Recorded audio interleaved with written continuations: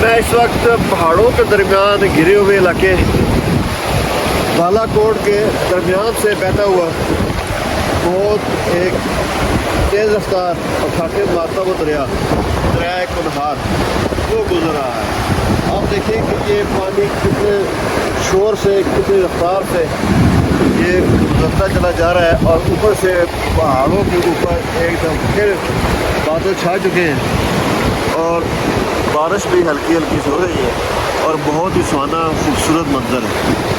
جی ناظرین، اس وقت ہم کھڑے ہیں بالا کوٹ میں اور آج آپ کو پہاڑوں کے درمیان بہت تیز رفتار سے بہتا ہوا دریائے کنہار اس کا نظارہ کراتے ہیں۔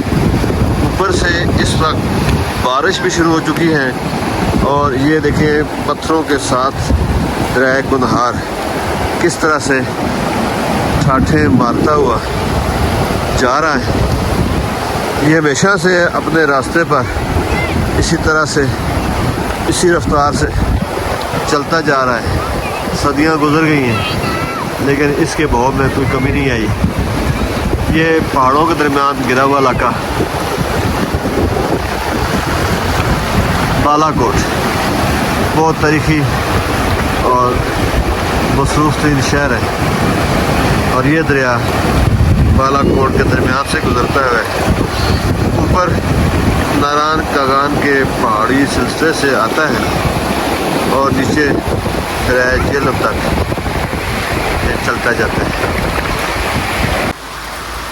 یہ بالا کوٹ میں دریائے کنہار کے کنارے اس وقت بہت زور و شور سے یعنی موسلا دھار بارش ہو رہی ہے اور ہلکے ہلکے اولے بھی گر رہے ہیں۔